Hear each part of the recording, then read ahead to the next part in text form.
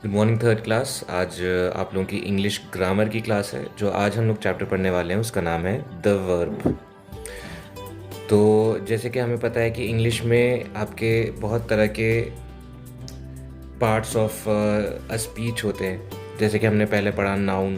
Noun किसी कहते हैं किसी के नाम को। फिर हमने पढ़ा प्रोनाउन। ठीक है, ये दो चीज़ें हमने पढ़ ली हैं। अब हम पढ़ रहे हैं वर्ब्स। इसके बाद हम पढ़ेंगे एडजेक्टिव्स। ठीक है, फिर उसके बाद प्रोपोजिशंस पढ़ेंगे, फिर कंजंक्शंस। इस तरह के हम लोग पढ़ेंगे। तो ये सब क्या है? ये एक सेंटेंस में जिस तरह के वर्ड्स पाए जाते हैं, ठीक है, उन सब वर्ड्स का अपना अलग अलग काम है। फॉर एग्जाम्पल, कुछ वर्ड्स हमें पता चलेगा कि नाम किसको नाम दिया गया है, ये क्या नाम क्या है। ठीक है, एक ऐसा वर्ड होगा जिससे पता चलेगा कि जो जो नाम है वो काम क्या कर रहा है। यानी कि नाम है राम, और राम काम क्या कर रहा है? राम चल रहा है। ठीक है, तो एक वर्ड होगा, उसमें वर्ब होगा। उसी सेंटेंस में एक वर्ब होगा जिससे हमें पता चलेगा कि राम काम क्या कर रहा है, जो नाउन है वो काम क्या कर रहा है। अब उसी एक सेंटेंस में होगा, उससे हमें पता चलेगा कि राम कैसा है। ठीक है, तो एक सेंटेंस में हम लोग को जितने वर्ड्स मिलते हैं, उस हर वर्ड को वो हर वर्ड पार्ट होता है, इसीलिए हम उसको पार्ट ऑफ स्पीचेस कहते हैं। इन सबको हम पार्ट ऑफ स्पीचेस कहते हैं, पार्ट्स ऑफ स्पीच। तो नाउन हो गया, प्रोनाउन हो गया, वर्ब अब हम पढ़ेंगे। तो वर्ब का क्या मतलब होता है? ये अभी तक जो भी कुछ मैंने लिखा है ये आपको नहीं लिखना है। आप अपनी कॉपी में सिर्फ इतना लिखेंगे, चैप्टर नंबर 5 द वर्ब, और उसकी डेफिनेशन यहाँ पे लिखी हुई है। The word that shows some action are called verbs. ठीक है, ये यहाँ से यहाँ तक आपका इसका डेफिनेशन है। तो आप अपनी कॉपीज में सबसे पहले ऊपर चैप्टर का नंबर लिखेंगे, नाम लिखेंगे, और ये वाला डेफिनेशन लिखेंगे। तो वर्ब क्या होता है? कोई भी काम। वर्ब क्या होता है? कोई भी काम। चलना, सोना, खाना, उठना, बैठना, खड़े होना, कूदना, ये क्या है? ये काम है, एक्शंस हैं। ठीक है, इंग्लिश में इसको हम एक्शंस बोल सकते हैं। तो कोई भी एक्शन होता है, खड़ा होना भी एक एक्शन है, बैठना भी एक एक्शन है।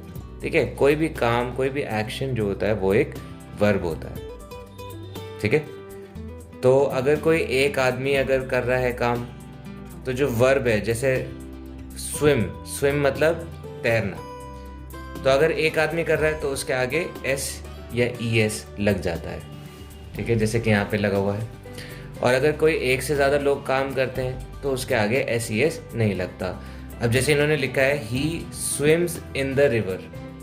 ठीक है, सिंगुलर आदमी है, सिंगुलर नाउन क्या है यहाँ पे? सिंगल है ना? आदमी एक है। तो एक जब आदमी होता है, एक किसी इंसान की बात होती है, तो उसका जो वर्ब उसके आगे लगता है उसमें एस या ई एस का इस्तेमाल होता है। फॉर एग्जाम्पल, जैसे मैं एक और एग्जाम्पल लिख देता हूँ, ही रन्स फास्ट। ठीक है, कि वो तेज भागता है। तो यहाँ पे ही क्या है? चलो इसको शी कर लेते हैं। शी रन्स फास्ट, वो तेज भागती है। तो मैंने रन जो है हमारा, उसके आगे मैंने एस लगा दिया। क्यों? क्योंकि वो अकेली है, एक की बात हो रही है। अब अगर यहीं पे शी की जगह बहुत सारी गर्ल्स लिख दें, गर्ल्स रन होगा या रन्स होगा? रन होगा, क्योंकि जब एक से ज़्यादा लोगों की बात होती है तो वर्ब में एस या ई एस का इस्तेमाल नहीं होता। ठीक है, गर्ल्स रन फास्ट। ठीक है, तो यहाँ तक आपको समझ में आ गया होगा कि वर्ब किसे कहते हैं। वर्ब किसी भी एक्शन को कहते हैं। किसी सिंगल की बात हो रही होगी तो उसके आगे एस ई एस का इस्तेमाल होगा, और अगर कोई प्लूरल लोग हैं, एक से ज़्यादा लोगों की बात हो रही है, तो उसके आगे एस ई एस का इस्तेमाल नहीं होगा, जैसे कि यहाँ पे किया हुआ है। तो ये पूरा जो बॉक्स है ये आप अपनी कॉपी में लिखेंगे। चाहो तो आप ये वाली लाइन छोड़ सकते हो, ये वाली लाइन आप मत लिखिएगा। यहाँ पे आप लिखना फॉर एग्जाम्पल। ठीक है, तो अब हम क्वेश्चंस देख लेते हैं। आपके क्वेश्चंस में क्या है? Underline the verbs in the given sentences. आपको सिर्फ अंडरलाइन करना है वर्ब्स को। अच्छा, चलिए आप अपनी कॉपीज़ में आप क्या लिखेंगे वो मैं आपको लिख के दे देता हूँ यहाँ पे।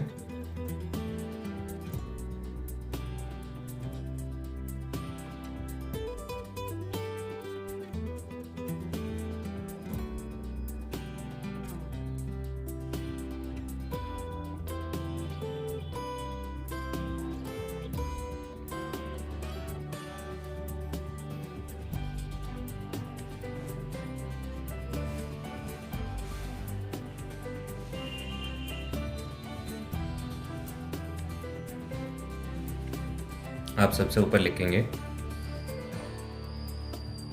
Chapter number 5 the verbs. ठीक है,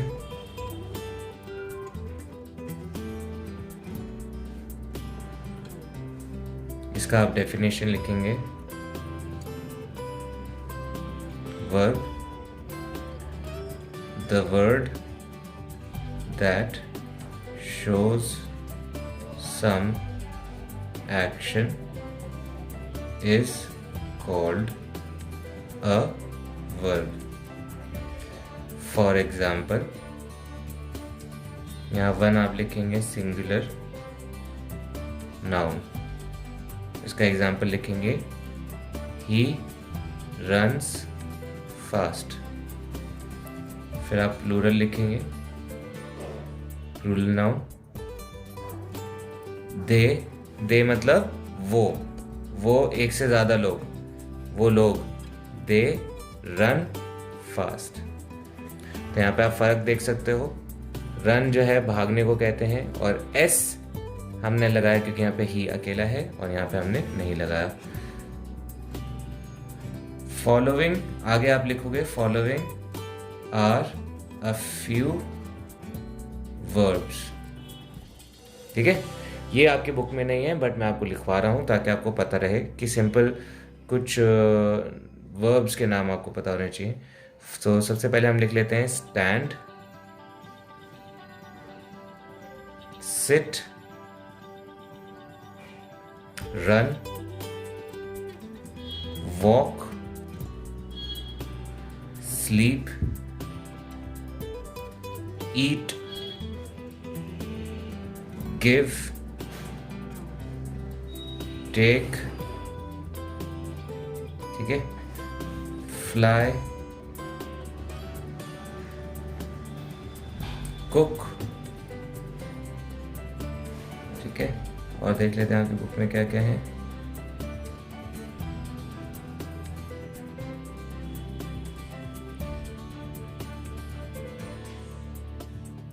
रीड, राइट, कॉल,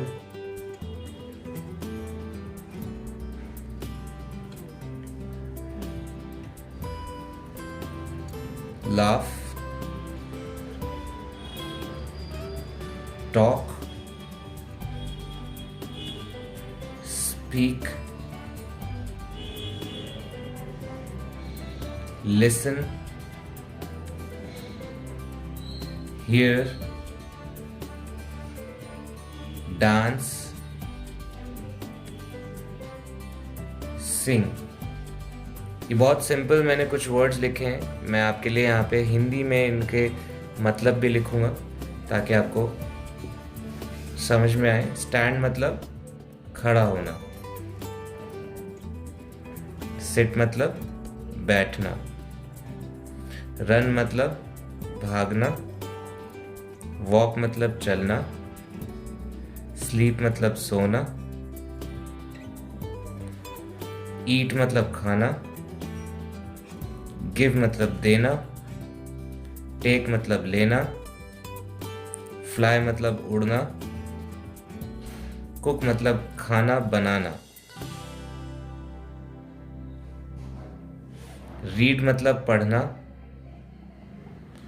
राइट मतलब लिखना,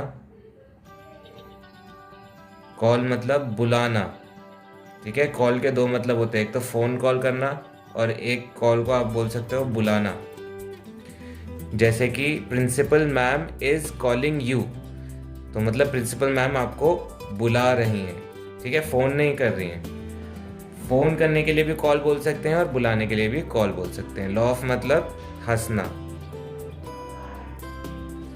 टॉक मतलब बात करना, स्पीक मतलब बोलना, लिसन मतलब सुनना, हियर मतलब सुनना, डांस मतलब नाचना और सिंग मतलब गाना।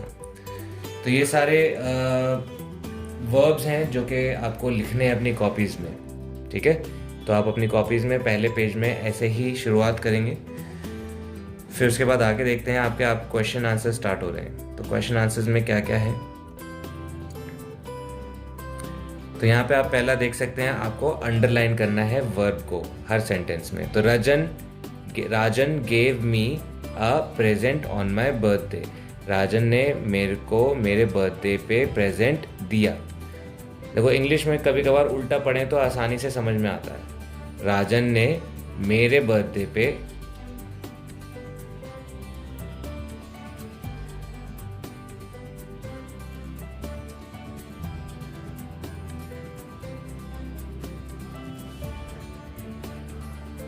ठीक है, राजन ने मेरे बर्थडे पे मुझे प्रेजेंट गिव मतलब देना। तो यहाँ पे जो वर्ब है उसको अंडरलाइन करना है। ठीक है, थोड़ा सफाई से करेंगे। गिव को अंडरलाइन करेंगे, ये इसने पास्ट टेंस में लिखा है give. The sun rises in the east, rise करना मतलब उगना, उठना, ऊंचा ऊंचा उठना, उसको राइज करना कहते हैं। ठीक है, तो ये क्या है, एक्शन है, काम हो रहा है यहाँ पे। रतन reads Bhagavad Gita every morning, रतन पढ़ता है भगवत गीता हर रोज। ठीक है, तो रीड क्या हो गया, पढ़ना, पढ़ना क्या है, काम। दे कॉल यू, वो तुम्हें बुलाते हैं। ठीक है, तो कॉल क्या हो गया, बुलाना, call is a verb. Birds fly in the sky, fly मतलब उड़ना। ठीक है, तो जो भी ये उड़ना क्या हो रहा है, काम हो रहा है। तो बर्ड्स उड़ते हैं, इन मतलब में, किसमें, स्काई में, आसमान में। She writes a letter to her uncle, वो लिखती है, राइट मतलब लिखती है, लेटर अंकल को, अपने, हर मतलब अपने, अंकल को। तो यहाँ पे जो आपका वर्ब हुआ वो वर्ब हुआ लिखना, यानी कि राइट्स। ठीक है, तो यहाँ पे बस अंडरलाइन करना था आपको। अब यहाँ पे देखो आपका एक बॉक्स में लिखा है is, are, am, was, were, has, have, had, do, does, did etcetera are also verb. ठीक है, तो ये जो होते हैं, ये आप पढ़ रहे हो, ये सब वर्ब होते हैं, ये भी वर्ब होते हैं। ठीक है, तो अब जो हम पढ़ने वाले हैं उनका नाम है, उनको हम कहते हैं हेल्पिंग वर्ब्स। ठीक है, आपके बुक में हेल्पिंग वर्ड नहीं लिखा है, बट मैं आपको बता रहा हूँ कि ये जो वर्ब्स होते हैं इनको हम हेल्पिंग वर्ब कहते हैं, क्योंकि इससे हमें आने वाले वर्ब के बारे में पता चलता है। ठीक है, जैसे कि मैं आपको यहाँ पे बताऊँ कि ये जो है इज़ का मतलब होता है, एक मिनट, इसका मतलब होता है। जैसे ही इज अ बॉय, या फिर ही इज रनिंग। ठीक है, दूसरे का है हूं, एम मतलब हूं, आई एम रनिंग। थोड़ा साफ सुथरा लिख दूं आपके लिए।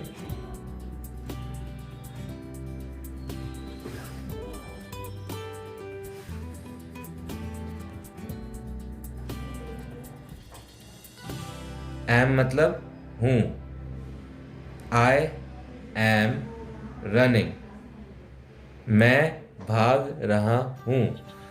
आर मतलब हैं, दे, या फिर चलो इसको हम लिखते हैं boys are running.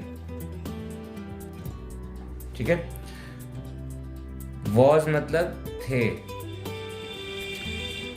He was running मतलब सॉरी, वॉज मतलब था, सॉरी, ही वॉज रनिंग मतलब वो भाग रहा था। वर मतलब थे, बॉयज वर रनिंग। अब जैसे यहाँ पे हूं होता है, तो मैं था, जब मैं काम कर रहा था या मैं भाग रहा था तो मैं क्या यूज करूंगा, was. For example I was running. ठीक है, आई वॉज रनिंग। हैज मतलब देखो अभी तक हमें क्या पता चल रहा है, इनसे हमें क्या पता चला कि किस समय में काम हो रहा है और कौन कर रहा है। यानी कि अगर एक लड़का है तो हम है लगा रहे हैं, यानी कि अगर मैं कर रहा हूँ तो मैं एम लगा रहा हूँ। अगर बॉयज एक से ज़्यादा कर रहे हैं तो हम आर लगा रहे हैं। ठीक है, इज एम आर, है, हूँ और हैं। ठीक है, भाग रहा है, मैं भाग रहा हूँ, वो भाग रहे थे, भाग रहे हैं। अब अगर हमें बोलना है था या थे या थी, ठीक है, तो मैं क्या यूज कर रहा हूँ, वॉज या फिर वर, यानी कि ये पास्ट टेंस के लिए हम लोग इनका इस्तेमाल करते हैं। इनको हम प्रेजेंट टेंस में इस्तेमाल करते हैं और इनको हम पास्ट में। बट आपको ये लिखने की जरूरत नहीं है, आप इतना लिख सकते हैं बस। यहाँ पे देखें आप, हैज का मतलब है चुका है, चुका है। हैव क्या हो गया, चुके हैं। और हैड क्या हो गया, चुका, चुके थे। ठीक है, अब मैं समझा दूं, भाई आप कोई काम कर चुके होते हो तो आप हैज लगाते हो। ठीक है, ये हो गया कर रहे हैं, ये हो गया कर रहे थे, ये हो गया प्रेजेंट, ये हो गया पास्ट। अच्छा यहाँ पे क्या है, ये काम देखो, आपको जैसे मम्मी पूछते हैं कि भाई तुमने काम कर लिया, तो आप क्या बोलते हो, हाँ मैं काम कर चुका हूँ। ठीक है, आप ऐसे भी बोल सकते हो कि मैंने काम करा था, और आप ऐसे भी बोल सकते हो कि मैं काम कर चुका हूँ। तो दोनों ही तरीके से बोल सकते हैं। तो जब हमें चुका हूँ या चुके हैं टाइप के वर्ड्स बोलने, सेंटेंस बोलने होते हैं, तो हम हैज़ या हैव का इस्तेमाल करते हैं। For example, he has eaten, he has eaten. ठीक है, वो खा चुका है। Boys girls have eaten, girls खाना खा चुकी हैं। हैड, दे हैड ईटन, वो खाना खा चुके थे। तो यहाँ पे क्या हो गया, ये पास्ट टेंस में हो गया, चुके थे। कोई अगर एक आदमी है तो भी हैड लगता है, एक से ज़्यादा आदमी है तो भी हैड लगता है। बट अगर एक आदमी को लिखना है चुका है तो हमें लिखना होगा हैज़, और अगर एक से ज़्यादा है तो हमें लिखना होगा हैव। ठीक है, आई होप आप लोगों को समझ में आया होगा। बट मैं आप लोगों से रिक्वेस्ट करता हूँ, जिन बच्चों को नहीं समझ में आता है आप लोग स्कूल में आ सकते हैं। स्कूल में मैं अवेलेबल मिलूँगा आपको, मैं आपको हमारे जो टीचर्स हैं वो आपको अवेलेबल मिलेंगी। अगर आपको अभी भी नहीं समझ में आ रहा है तो आप स्कूल आके भी समझ सकते हैं। इस वीडियो को 4-5 बार देखेंगे तो भी शायद आपको समझ में आ जाएगा। तो ये आप अपनी कॉपीज़ में लिखेंगे। इसके आगे हम लोग देख लेते हैं क्वेश्चंस किस तरह के दिए हैं।